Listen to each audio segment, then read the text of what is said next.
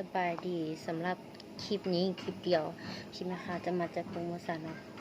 เฉพาะครีมโมนิต้าสกินแคร์เนาะลูกค้า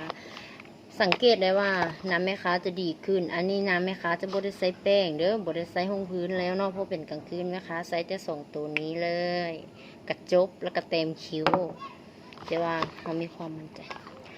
ลูกค้าสำหรับคนที่ว่าเป็นสิวเป็นฝ้ากะหน้าแห้งหน้ามันหน้าดำหน้าบ่มีน้ำหน้าบ่มีนวลหน้ามีห้อยติงกาใส่เลยหน้าแพ้ง่ายแพ้สารมา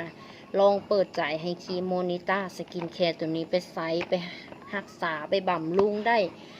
ดีแท้ดีแท้ดีแน่นอนเนาะสำ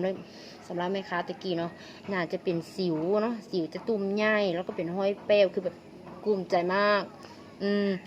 คนที่ว่าเห็นน้ำแม่ค้าตะกี้ก็คือจะเห็นแล้วก็มาเทียบกับไซส์ตัวนี้ก็ดีขึ้นหลายเนาะแล้ว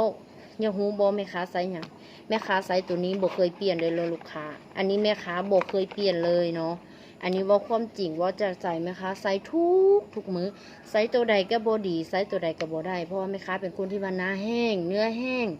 เนื้อบางสังเกตได้ไซส์ทุกมื้อตัวนี้คนแต่ก่อนไหมคะเป็นคนที่ว่าหน้ามันแล้วจะมีสิวหลายๆอันนี้จะมีคลิปหนึ่งที่ว่าอาบน้ำแล้วแม่ค้าทานะแต่ว่าเราสามารถทาซ้ำได้เด้อบำรุงได้ดีทาหน้าทาตาแบบมันมันเนื้อมันจะอันนี้มีความแตกต่างจากตัวอื่นบอกแม่ค้าสิบอกว่ามีความแตกต่างจากตัวอื่นที่ว่าใส่แล้วหน้าเขาจะเย็นหน้าเขาจะอยู่สบายแบบจะคือบดได้ไซส์นะบางครีมเนาะส่วนหนึ่งครีมขาดไหมคะเคยไปไซส์ตัวอื่นไซส์ของดีที่สุดที่ว่าคนที่ว่านิยมเนาะแล้วรู้สึกแบบไซส์แล้วหน้าฮ้อนนะลูกค้าไม่อย่างหน้ามันฮ้อนแบบตัวนั้นแม่ค้าจะใส่บ่ได้ก็เลยกลับมาไซส์ตัวนี้เก่าไซส์มาเกือบสิฮอด2 ปีขายมาเกือบสิฮอด2 ปีลูกค้าคือแบบจบเลยแบบ1 ชุดนี่จบเลยนี่แต่ว่ามันต้องใช้เวลาเนาะบ่แม่นว่าใช้3 มื้อแล้วจะให้ดีคือครีมจีนอันนี้อันโน่เด้อบ่ว่าเอาเด้อนี่ส่งโปรโมชั่นเนาะเฉพาะทักมาในแม่งในวิดีโอนี้ราคาปกติจะถืออยู่ 1,420 บาทเนาะถ้าเป็นเงินบาทไรตะกี้ก็จะถืออยู่ 385,000 กีบถ้าเป็นตัวนี้มันจะแพงแต่แม่ค้าบ่จะบ่ไล่เงินบาทมันอย่างเลยแม่ค้าจะขายในราคาเพียง 355,000 กีบลูกค้า 355,000 กีบ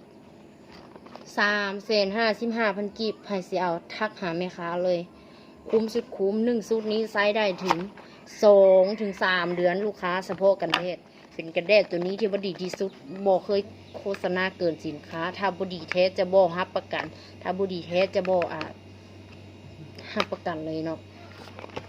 อันนี้แม่ค้าที่ว่าบ่ฮู้ต่ออะไรเลยสั่งเลย4 อย่างนี้